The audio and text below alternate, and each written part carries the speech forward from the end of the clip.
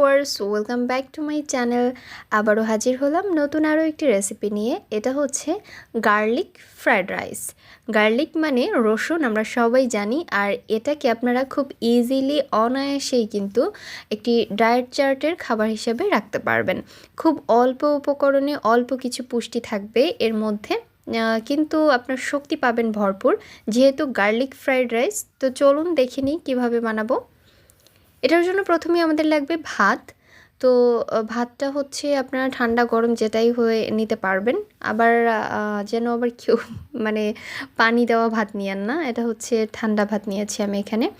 এরপরে যা যা লাগছে তা হচ্ছে, প্রথম উপকরণটাই হচ্ছে রসুন। রসুনটা কিন্তু আপনারা একটু এইভাবে চির চির করে আর কি একটু কুচি করে নেবেন। আমি এভাবে স্লাইস করেছি, আপনারা যেভাবে ইচ্ছা করতে পারেন। পেঁয়াজ আর কাঁচা ঝাল নিয়েছি একটু পাকা টাইপের দেখতে, মানে ভাতটা দেখতে যাতে একটু সুন্দর হয়, এই জন্য আপনারা চাইলে শুধু কাঁচাটাও নিতে পারেন, কাঁচা ঝাল। এরপর নিচ্ছি একটা ডিম। তো ডিমটাকে আমি এক সাইডে সরিয়ে রাখছি, মানে আমি উপকরণগুলো দেখাচ্ছি যে এখানে আমার ভাত, ডিম, কাঁচা ঝাল, পেঁয়াজ আর হচ্ছে রসুন লাগবে। তো আমি এগুলো আগে থেকে কেটে রেখেছিলাম যাতে আমার শর্ট করে আমি ভিডিওটা করতে পারি। দেন আমি এখন চলে যাব এটাকে রান্না করার জন্য। আর তার আগে এই যে ডিমটা একটু ফেটিয়ে নিচ্ছি আমি আগে থেকে ফেটিয়ে নিলে এটা একটু ভালো হয় আর কি, মানে সহজ হয় রান্নার সময়। তো আমি যেটা বলতেছিলাম যে রসুনটা কিন্তু এখানে আপনারা একটু বেশি নেওয়ার চেষ্টা করবেন। চলে এলাম রান্নার প্রসেসে। এখানে হচ্ছে একটা প্যান বসিয়ে দিয়েছি, আর প্যানের মধ্যে প্রায় 2 টেবিল চামচের মতো রান্নার রেগুলার তেল দিয়ে দিচ্ছি। আপনারা চাইলে এখানে অলিভ অয়েলও ইউজ করতে পারেন, তবে আজকে আমি আমার বেবির জন্য করছি, তাই আমি কোনো মাপ বলছি না। তবে আপনারা ডায়েটের জন্য করতে চাইলে একটু বুঝে শুনে অল্প করে তেল দিয়ে করবেন। তবে আমি যতটা তেল দিয়েছিলাম একদম পারফেক্ট ছিল। এখন তেলটা গরম হয়ে গিয়েছে, আমি একে একে করে সব কিছু দিয়ে দিব। তার আগে হচ্ছে রসুনটা একটু দিয়ে দিচ্ছি। রসুনটা একটু ব্রাউন হতে আমার কাছে মনে হয় যে সময়টা বেশি নেয়, এই জন্য রসুনটা দিয়ে দিচ্ছি। রসুনটা দিয়ে একটু নেড়ে চেড়ে নিচ্ছি, হালকা বাদামি রঙের করে নিচ্ছি। আর হচ্ছে এরপরে ঝাল আর পেঁয়াজ দিয়ে দিব। এখানে প্রত্যেকটা উপকরণ আমি খুব সীমিত আর অল্প করে দিয়েছি।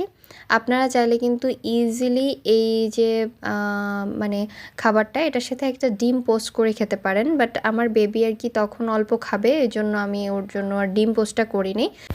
আপনার ডায়েট চার্টের যে তালিকাটা থাকবে তার সাথে কিন্তু খুব ভালোভাবে একটা ডিম খেতে পারবেন। আমার মানে এক একজন তো আসলে এক এক ডায়েট চার্টে চলে, তো আমার মনে হলো যা তাই আমি বললাম। তো এরপরে আমি এখানে পেঁয়াজ, কাঁচা ঝাল এগুলো দিয়ে দিচ্ছি। ইতিমধ্যেই কিন্তু আমাদের যে রসুনটা এটা কিন্তু অনেকটাই বাদামি হয়ে এসেছে, মানে লালচে ভাব। তো পেঁয়াজ আর হচ্ছে কাঁচা ঝাল দিয়ে দিলাম। এবার পেঁয়াজটাকে হালকা বাদামি রঙের করব, হচ্ছে আর কিন্তু কোনো তেল দিব না। তবে এভাবে করে আস্তে আস্তে মাঝারি আঁচে ভেজে নিতে হবে। এখন দেখতে পাচ্ছেন পেঁয়াজটা কিন্তু অনেকটাই একটু নেতিয়ে পড়েছে বা নরম হয়ে গিয়েছে বলতে পারেন। এ পর্যায়ে আমি হচ্ছে দেখতেই পাচ্ছেন কত সুন্দর হয়ে গিয়েছে কালারটা। এখন আমি ভাতটাকে দিয়ে দিব। ভাতটাকে দেওয়ার পরে একটু ভালোভাবে নেড়েচেড়ে নিতে হবে। আর এ পর্যায়ে লবণ বা যে এর যে একটা টেস্ট, এটা একটু কি বলে চেখে নিতে হবে, বা এটাকে একটু চেক করে নিতে হবে।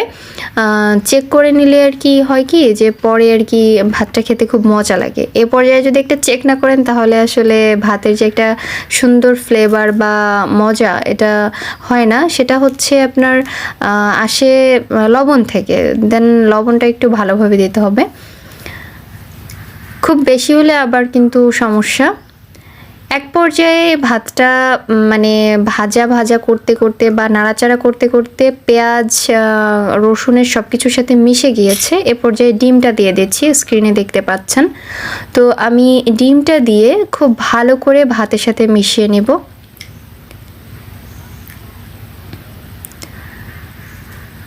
এখন একটু লবণ দিয়ে খুব ভালোভাবে নেড়েচেড়ে নিচ্ছি। আর হ্যাঁ, ডিম কিন্তু আমি একটা ভাতের সাথে দিয়েছি, এজন্য কিন্তু আসলে ডিম পোস্টটা আমার বেবিকে দেইনি। আপনারা চাইলে কিন্তু ডিম পোস্টটা নিতে পারেন। আর অবশ্যই এই পর্যায়ে মানে এই যে আমি এখন ডিম একটা দিলাম, এ পর্যায়ে কিন্তু একটা ডিম দেওয়ার অবশ্যই চেষ্টা করবেন। আর এখন একটু দিয়ে দিলাম হচ্ছে সয়া সস। আর সয়া সসটা আসলে আপনারা চাইলে স্কিপ করতে পারেন। আর হচ্ছে ডিমের কথা যেটা বললাম সেটা হচ্ছে আমার মনে হয় যারা ডায়েটে আছেন তারা 2টো ডিম অবশ্যই খাবেন না। তবে ডায়েট ছাড়া যারা খাবেন তারা অবশ্যই 2টো ডিম খেতে পারেন, আরেকটা করতে পারেন। তো এ পর্যায়ে একটু হচ্ছে চাট মশলা হালকা একটু আমি দিয়ে দিলাম, মানে জাস্ট একটু অল্প একটু, একদম জাস্ট একটু ঘ্রাণ বা ফ্লেভারের জন্য। তো দেখতেই পাচ্ছেন এটা কিন্তু মানে যখন আমি রান্না করতেছিলাম, রান্না করতে করতে এরকম হয়ে গিয়েছে। তো এখন আমি চুলাটা অফ করে দিব। এরপর একটু সার্ভ করে দেখিয়ে দিচ্ছি। আর এখানে আমি একটা প্লেটে সার্ভ করে নিয়েছি, আমি বাটি মেপে সুন্দরভাবে এটা সার্ভ করেছি। এখন আমি এটা একটু লেবু দিয়ে সাজিয়ে দিব। আর এর মধ্যে কিন্তু আমি কোনো রকমে শুকনা ঝালের গুঁড়া বা হলুদ এগুলো কিছু ইউজ করিনি, যা যা করলাম তা তো দেখতেই পেলেন। তো আজকের রেসিপিটা এই পর্যন্তই। সবাই ভালো থাকবেন আর আমার চ্যানেলটিকে সাবস্ক্রাইব করবেন। আর আমার থেকে নতুন কী রেসিপি দেখতে চান অবশ্যই আমাকে কমেন্ট করে জানাবেন। আল্লাহ হাফিজ।